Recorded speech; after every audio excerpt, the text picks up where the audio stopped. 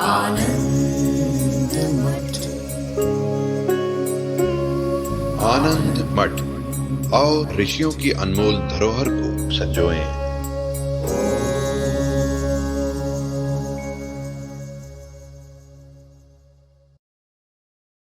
देखिए, हमने अब तक जो भी पढ़ा है या जो भी पढ़ रहे हैं वेदांत में,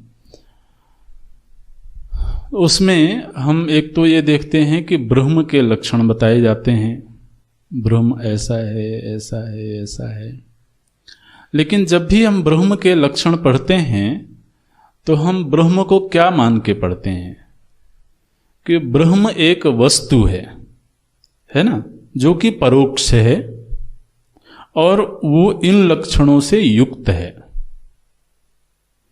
ब्रह्म क्या है? बोले इस सृष्टि का अधिष्ठान है। ब्रह्म क्या है? बोले सृष्टि के पहले जो था वो ब्रह्म है।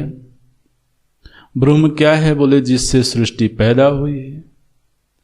ब्रह्म क्या है? जिस पर माया आश्रित है। ब्रह्म क्या है? जिसमें ये समूचा जगत भासमान है। तो हम जितनी भी ये ब्रह्म विद्या का अध्ययन करते हैं, ब्रह्म संबंधी सिद्धांतों का अध्ययन करते हैं, इन सारे ही अध्ययनों के गर्भ में एक बात रहती है कि ब्रह्म एक वस्तु है, वो परोक्ष है और उसके ये लक्षण हैं। अच्छा, जब जीव की बात होती है तो क्या बात होती है? जीव कहते ही हमारा ध्यान बाहर नहीं जाता है। कहाँ जाता है? भीतर की ओर जाता है ना। ब्रह्म कहते ही ध्यान किधर जाता है? भीतर की ओर जाता है क्या? नहीं जाता ना। तो ब्रह्म कहाँ है? बोले परोक्ष है। जीव कहाँ है? बोले अपरोक्ष है। ठीक। ब्रह्म व्यापक है, ये ठीक है, सर्वव्यापक है वो, और जीव सीमित है। तो अब देखिए, जीव और ब्रह्म में कैसे भेद बना, मैंने किसी ने बताया नहीं, हमने अपने आप ही बना लिया है कि जीव अपरोक्ष है। अपरोक्ष है माने भीतर है, और सीमित है, परिच्छिन्न है। ठीक है। ब्रह्म परोक्ष है, माने एटलीस्ट वो प्रत्यक्ष तो नहीं है। ब्रह्म प्रत्यक्ष है ऐसा मालूम पड़ता है क्या? नहीं मालूम पड़ता। और भीतर है ऐसा भी नहीं मालूम पड़ता। विभाग तो तीन ही दिखाई देते हैं, तीन ही हैं। कोई वस्तु होगी तो या तो वो प्रत्यक्ष होगी या अपरोक्ष होगी, माने भीतर होगी। और जो वस्तु भीतर भी नहीं है और प्रत्यक्ष भी नहीं है लेकिन है, तो उसके विषय में क्या कहा जाएगा? वो परोक्ष है। तो ब्रह्म परोक्ष है किंतु व्यापक है, अपरिच्छिन्न है। जीव अपरोक्ष है किंतु परिच्छिन्न है। ये निर्णय हमारे मन में है कि नहीं है? क्यों जी? नहीं है? अच्छा अच्छा। अब ये अपरोक्ष शब्द हमने बोल दिया तो वैसे तो आप अर्थ समझ रहे होंगे, ऐसी हम उम्मीद करते हैं। लेकिन ये अपरोक्ष को थोड़ा और समझ लें। ये बड़ा सुंदर शब्द है, वेदांतियों को बहुत प्रिय है ये शब्द अपरोक्ष। तो प्रत्यक्ष माने जो अक्षों के सामने है। अक्षय ही प्रति, अक्षम अक्षम प्रति इति प्रत्यक्षम। अक्ष माने इंद्रियां, तो जो हमारी इंद्रियों के सामने है उसको बोलते हैं प्रत्यक्ष। और जो इंद्रियों से बहुत दूर है, माने जहां इंद्रिय की पहुंच नहीं है, उसको बोलते हैं परोक्ष। अक्षय ही परह, जो इंद्रियों से दूर है, कहीं दूर देश में शब्द हो रहा है, अब कर्ण इंद्रिय की वहां तक पहुंच नहीं है, तो वो वस्तु है तो सही लेकिन परोक्ष है। कोई दृश्य है जो नेत्रों से बहुत दूर है, वह है लेकिन परोक्ष है।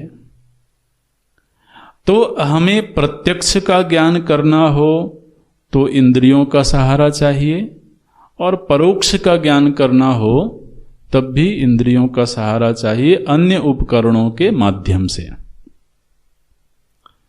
तो अभी तक हमारे ज्ञान के जो भी पदार्थ हैं, जिन जिन वस्तुओं का ज्ञान हो रहा है, वो ज्ञेय या तो प्रत्यक्ष होंगे या परोक्ष होंगे।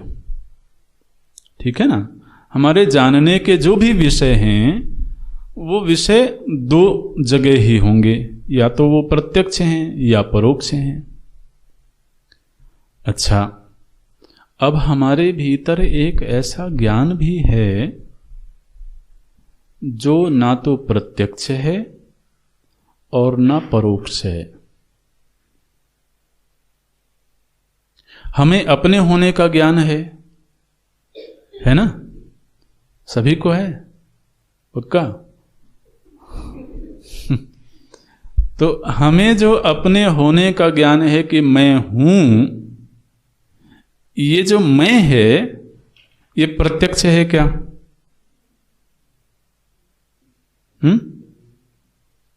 अच्छा, परोक्ष है क्या? लेकिन ज्ञान तो है, ज्ञान है ना। आंख बंद करते हैं तब भी मालूम है कि मैं हूं। चलो आप कहो कि शरीर तो प्रत्यक्ष है, तो आप शरीर को मत देखो, आंख बंद कर लो। तो आप जब शरीर को नहीं देख रहे हो उस समय क्या ऐसा लगता है कि अब मैं नहीं हूं? आंख बंद कर लेने पर भी अपने होने का ज्ञान तो हो रहा है। तो ये जिसके होने का ज्ञान हो रहा है वह मैं ना तो प्रत्यक्ष है और ना ही परोक्ष है। तो फिर उसके लिए एक नया शब्द बनाया गया, अपरोक्ष। और जीव की अनुभूति हमेशा अपरोक्ष रूप में होती है। अपरोक्ष की एक आप परिभाषा लिख लें, अव्यवहितम ज्ञानम अपरोक्षम। हमारे आचार्यों ने, ऋषियों ने बड़ी सुंदर सुंदर परिभाषाएं की हैं। बोले अव्यवहितम ज्ञानम अपरोक्षम। अव्यवहितम ज्ञानम माने क्या होता है, इसको समझ लें थोड़ा। तो देखिए, ये जो भी प्रत्यक्ष के विषय हैं या परोक्ष के विषय हैं, इन विषयों के ज्ञान में व्यवधान आ सकता है। इस बात को समझना। जो भी विषय प्रत्यक्ष है, उस विषय का ज्ञान जब हम प्राप्त करेंगे तो उस ज्ञान में संभव है कि व्यवधान आ जाए, रुकावट आ जाए। अब हमारे सामने पुस्तक है, प्रत्यक्ष है, तो पुस्तक का ज्ञान तो हो रहा है अभी, लेकिन अंधेरा हो गया तो इस ज्ञान में व्यवधान आ गया। ठीक है। कोई शब्द हो रहा है और हमने कानों में महाराज रुई डाल लिया या बंद कर लिया उसको, तो वो शब्द प्रत्यक्ष है, नेत्र के सामने, कर्ण इंद्रिय के सामने है, लेकिन उसमें व्यवधान आ गया।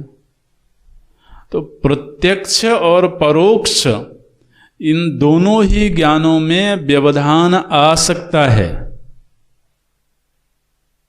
ठीक है। इन ज्ञानों में रुकावट आ सकती है, लेकिन जो मैं का ज्ञान हो रहा है, इस मैं के ज्ञान में कोई रुकावट आ सकती है क्या? कोई व्यवधान आ सकता है? मतलब देखो, अंधेरा हो गया तो मुझे अपने होने का ज्ञान ही नहीं हो रहा है। मैं हूं ये पता नहीं लग रहा है, ऐसा कोई कह सकता है? आप इसको विचार कर लेना, ढंग से विचार कर लेना। बोले नहीं, सुसुप्ति में तो व्यवधान आ जाता है। है ना। सुसुप्ति में व्यवधान आ जाता है। नहीं जी, सुसुप्ति में भी व्यवधान नहीं आता है, बिल्कुल व्यवधान नहीं आता है। सुषुप्ति में तो मैं की जो विशेष वृत्ति है, मैं मनुष्य हूं, मैं ये व्यक्ति हूं, ये जो विशेष ज्ञान है ना, ये ज्ञान छिप जाता है। लेकिन मैं का जो अस्तित्व है वो कभी अचेतन नहीं होता है। जो चेतन है वो चेतन ही रहता है। लेकिन हमारी जो चित्त की वृत्तियां हैं वो उस काल विशेष में बिल्कुल अभाव प्रत्यय को लेकर के प्रवाहित हो रही हैं। तो अभावोन्मुखी हो जाने के कारण ऐसा लगता है कि मुझे अपने होने का भान नहीं हो रहा है, लेकिन अपने होने का भान है वहां। तो जो ये अपरोक्ष ज्ञान है महाराज, इस ज्ञान में कोई व्यवधान नहीं है। इस ज्ञान को कोई बाधित नहीं कर सकता, कोई रुकावट नहीं डाल सकता। तो वह जो ज्ञान है उसको अपरोक्ष ज्ञान बोलते हैं। अव्यवहितम ज्ञानम अपरोक्षम। अव्यवहित माने व्यवधान रहितम। व्यवधान रहित जो ज्ञान है वह अपरोक्ष है।